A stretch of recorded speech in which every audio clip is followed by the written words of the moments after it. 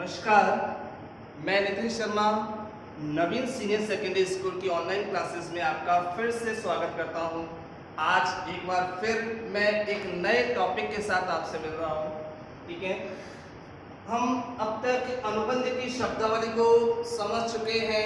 ठीक है, मैंने बोला था कि यदि हम अनुबंध शब्दावली को, टर्मिनोलॉजी को बिल्कुल स्पष्ट तरीके से समझ जाते हैं तो हमारा जो नेक्स्ट चैप्टर है वो हमारे लिए इजी हो जाता है।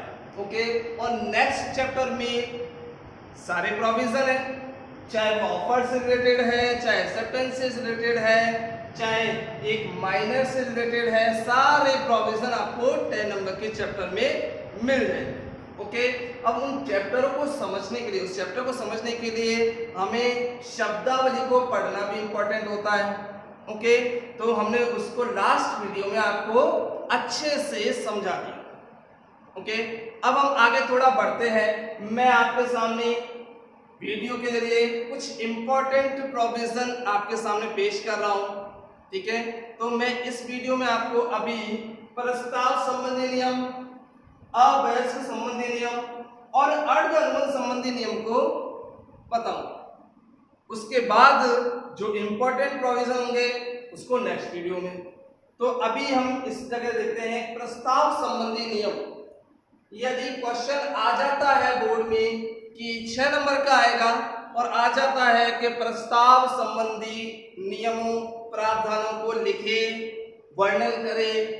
ठीक है, तो हम सबसे पहले समझ लेते हैं कि प्रस्ताव संबंधी नियम में पहला इंपॉर्टेंट जो प्रोविजन है वो है कितनी पार्टी होनी चाहिए? 2 पक्षकार।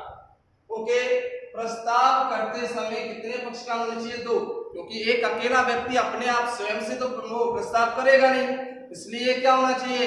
सेकंड पार्टी से तो वो करेगा प्रस्ताव। ओके, तो कम से कम कितने पक्षकार होने चाहिए? 2। Okay, it is clear.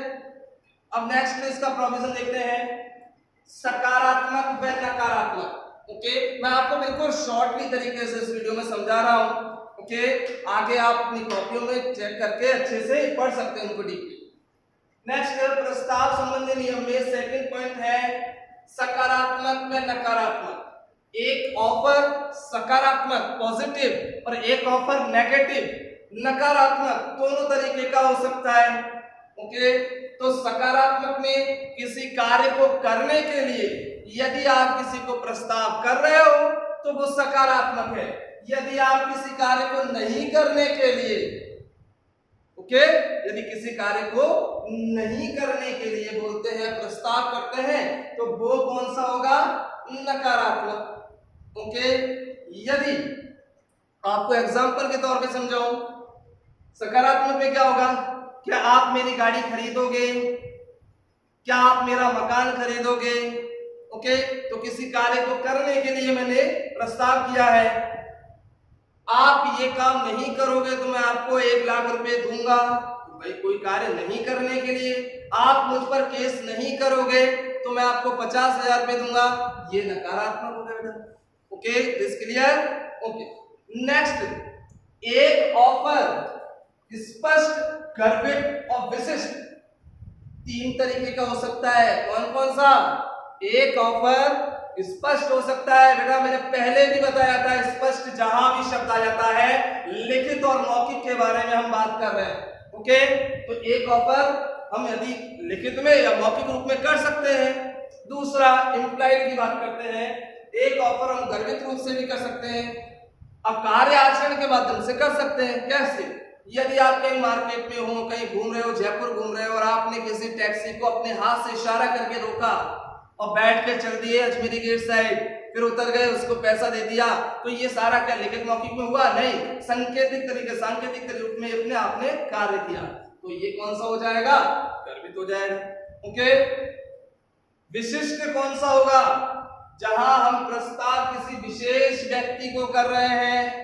Okay, जिसका मैं लास्ट वीडियो में एग्जांपल दे चुका हूं, दोबारा रिपीट कर देता हूं। यदि कोई डायरेक्टर किसी विशेष हीरो के साथ ही अपनी मूवी डायरेक्ट करना चाहता है, बनाना चाहता है, तो वो विशिष्ट ऑफर होगा। नेक्स्ट, वैधानिक संबंध स्थापित करने की इच्छा। यदि आप किसी को ऑफर कर रहे हो तो आपकी इच्छा, आपका इंटेंशन क्या होना चाहिए?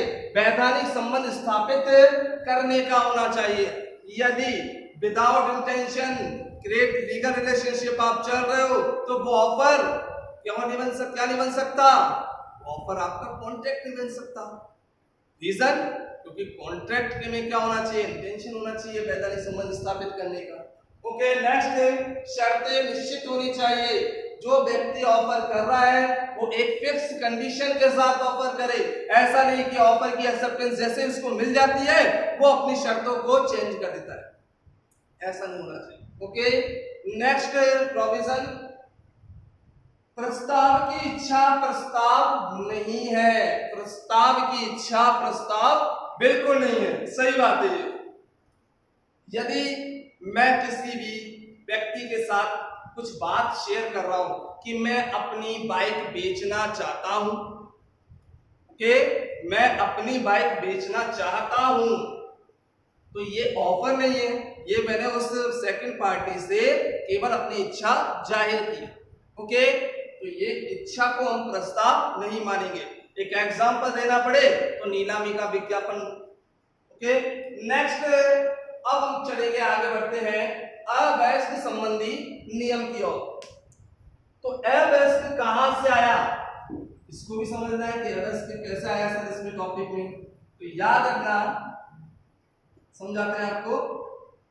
ये प्रोविजन था एक किताब में आपके, पक्षकारों की क्षमता संबंधी नियम। ओके, पक्षकारों की क्षमता संबंधी नियम। मैंने बोला था कॉन्ट्रैक्ट कौन कर सकता है? केवल जिसमें 3 चीजों की कैपेसिटी हो। वो बंदा वयस्क होना चाहिए, वो बंदा दिमाग से स्वस्थ होना चाहिए, वो बंदा अयोग्य घोषित ना होना चाहिए। दोनों पार्टी के बारे में हमने बात की है। तो याद रखना, यदि कोई व्यक्ति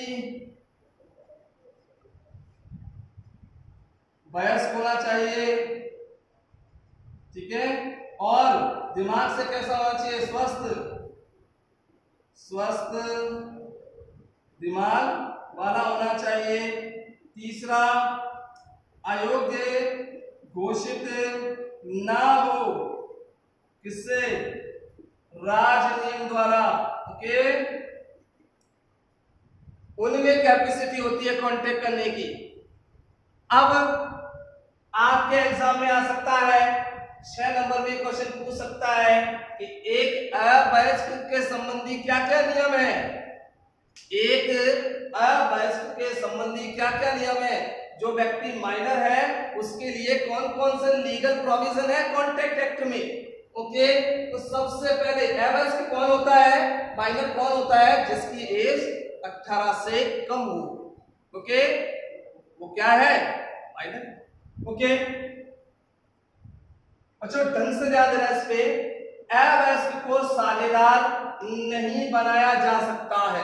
ये है प्रोविजन में लिखा हुआ है कि एक अवयस्क साझेदार बिल्कुल नहीं बन सकता। मैं भी एग्री हूं इस बात से कि एक अवयस्क को साझेदार इसलिए नहीं बना सकते कि वो कॉन्ट्रैक्ट नहीं कर सकता, क्योंकि लिखा हुआ है स्पष्ट रूप से कि कॉन्ट्रैक्ट करने के लिए वयस्क होना चाहिए व्यक्ति। परंतु एक अवयस्क को केवल लाभ के लिए, पार्टनरशिप में लाभ के लिए, ओनली प्रॉफिट के लिए साझेदार बनाया जा सकता है। ओके, अब बात करते हैं इंसॉल्वेंसी की, दिवालिया घोषित। क्या एक अवयस्क, एक माइनर को हम दिवालिया घोषित कर सकते हैं क्या? बिल्कुल नहीं। ओके, एक अवयस्क को दिवालिया घोषित नहीं किया जा सकता।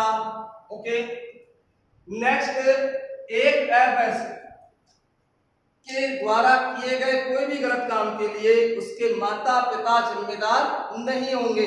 ये भी इंडियन कॉन्ट्रैक्ट एक्ट 1872 के सेक्शन में लिखा हुआ है स्पष्ट रूप से, सेक्शन 11 में, कि एक अवयस्क यदि कोई भी गलत कार्य करता है उसके लिए माता पिता जिम्मेदार नहीं है। ओके, नेक्स्ट, एक अवयस्क एजेंट बन सकता है क्या? यस, एक अवैध एजेंट बन सकता है, क्योंकि लास्ट वीडियो में बताया था मैंने शब्दावली में एजेंसी में कि एजेंसी को तैयार करने के लिए अनुबंध करने की आवश्यकता ही नहीं है, केवल एक एग्रीमेंट के माध्यम से हम एजेंसी स्टार्ट कर सकते हैं। तो एक अवैध भी तो आपका एग्रीमेंट कर सकता है, कॉन्ट्रैक्ट ही तो नहीं कर सकता, एग्रीमेंट तो कर सकता है। ओके, अब बात करते हैं आगे। एक और बात, यदि उस एजेंट ने प्रधान का कोई कार्य किया, उसमें कुछ गलती हो जाती है, तो प्रधान जिम्मेदार होगा, ना कि एजेंट। ओके, रेस्पॉन्सिबल बिल्कुल नहीं होगा एजेंट। ओके, नेक्स्ट, विवाह का अनुबंध नहीं कर सकता। एक अवयस्क व्यक्ति कोई भी हो, वो विवाह का अनुबंध भी नहीं कर सकता। ठीक है, नेक्स्ट, अवयस्क के लिए किया गया भलाई का कार्य वैध होता है।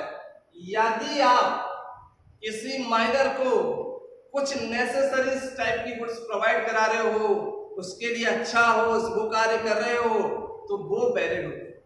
फॉर एग्जाम्पल, कोई अनाथ टाइप का बच्चा है, उसकी प्रॉपर्टी बहुत सारी है, परंतु उसका संरक्षक जो व्यक्ति है उसकी पढ़ाई में खर्चा कर रहा है, हर चीज में खर्चा कर रहा है, उसको जो जो नेसेसरीज चाहिए उसको प्रोवाइड करा रहा है, तो उस जगह आगे चल के उसकी संपत्ति में से उसको पैसा मिल सकता है जो भलाई का कार्य उसके लिए कर रहा है। तो याद रखिए, ये 6 सारे प्रोविजन आपको लर्न होने चाहिए। ओके, और अपनी बुक में से अच्छे से इसको और अच्छे से पढ़ ले। ओके, अब आपके बढ़ते हैं एक और इंपॉर्टेंट पॉइंट, बड़ा इंपॉर्टेंट पॉइंट है ये भी, quasi contract, legal provision related quasi contract. Quasi contract से संबंधी जो जो नियम है जान लो। सबसे पहले तो आपको एक्सप्लेन करना पड़ेगा कि भाई क्वासी कॉन्ट्रैक्ट क्या होता है। तो नियम तो क्या है इसमें, कुछ भी नहीं। आप देखिए, ऐसे अनुबंध पक्षकारों द्वारा नहीं कराए जा सकते। और देखो यहाँ पर इट इज क्लियर कि भाई पार्टीज होती ही नहीं है यहाँ पर, ना कोई ऑफर करने वाला, ना कोई एक्सेप्टेंस देने वाला, तो यहाँ पर कोई पार्टी नहीं है, तो अनुबंध, ऐसे अनुबंध में कोई पक्षकार होते ही नहीं है। नेक्स्ट, इन्हें तो किसके द्वारा थोपा जाता है, कानून के द्वारा थोपा जाता है। किसके द्वारा थोपा जाता है, कानून के द्वारा। Okay, it is clear. Next, ऐसे अनुबंध की रचना कौन करता है, कानून करता है। ओके, तो याद रखना, अर्ध अनुबंध को कोई भी पक्षकार तैयार नहीं करता है, उसे कानून द्वारा तैयार किया जाता है, कानून द्वारा थोपा जाता है। ओके, आगे बढ़ते हैं। अर्ध अनुबंध के कौन कौन से टाइप्स होते हैं, कौन कौन से प्रकार होते हैं, मैंने पहले भी बताया था अपनी वीडियो में कि जो भी क्वासी कॉन्ट्रैक्ट है वो सेक्शन 68 से 72 में है। तो यहाँ पर इसके प्रकार भी लिखे हैं, शॉर्ट में समझने का प्रयास करो। पहला है अनुबंध करने के अयोग्य पक्षकार की आवश्यकताओं की पूर्ति। जैसा कि अभी लास्ट हमने पढ़ा था एवरेस्ट में, वही पॉइंट है, यदि कोई व्यक्ति माइनर है, क्या है, माइनर, और आप उसे उसकी आवश्यकताओं की वस्तु प्रोवाइड करा रहे हो, तो वो क्या होगा, कानून आपको आपका जो भी पैसा है उसको दिलवा देगा उसकी संपत्ति में से। ओके, दूसरा, जब अपने हित के लिए दूसरे का भुगतान करना। यदि कोई व्यक्ति ने, उसमें उसका खुद का निजी स्वार्थ हो और दूसरे का कोई कार्य कर दिया है, अभी मैंने लास्ट वीडियो में बताया था, एक व्यक्ति दूसरे व्यक्ति की, मतलब ये मान के चलिए कि राम श्याम के घर पे किराए से रहता है, श्याम वहां पर एब्सेंट है, उसके पीछे से बिजली का उसका जो कनेक्शन है कटने वाला था, परंतु राम जो किराएदार था उसने उसका बिल पे कर दिया। क्यों? क्योंकि उसकी भी तो बिजली कटती। ओके, उसका भी तो निजी स्वार्थ था, उसने भुगतान कर दिया। अब श्याम घर आता है और बोलता है कि मैं कैसे पैसे दूंगा, मैं तो 1 रुपये नहीं दूंगा, मुझसे पूछ के दिया क्या? नहीं। अब शाम के ऊपर केस हो गया, तो क्या होगा, यहाँ पर आपको पेमेंट करना पड़ेगा राम को। ओके, ये कहाँ लिखा है, क्वासी कॉन्ट्रैक्ट के 68 से लेकर 72 के सेक्शन में लिखा हुआ है। नेक्स्ट, स्वेच्छा से किंतु, इसका तीसरा टाइप है, स्वेच्छा से किंतु शुल्क लेने की भावना से किया गया कार्य। ठीक है, आपको एक बात, एक एग्जांपल के तौर पे बताते हैं। मतलब दिवाली आ चुकी है। दिवाली पे भाई घर में पुताई उताई का काम चलता है। ओके, तो समझिए कि भाई किसी ने मतलब किसी के पिताजी ने बोला कि बेटे से कि बेटा यार मुझे पुताई करवानी है कमरे की, आप कर दो।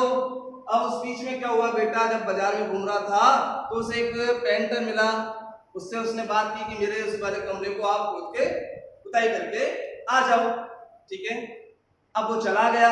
अब जाने के बाद पिता भी खुश कि भाई वो सोच रहा था कि फ्री में काम हो रहा है, जबकि वो व्यक्ति जो पुताई करने आया था पैसा लेगा या नहीं लेगा? लेगा, ऑब्वियसली लेगा।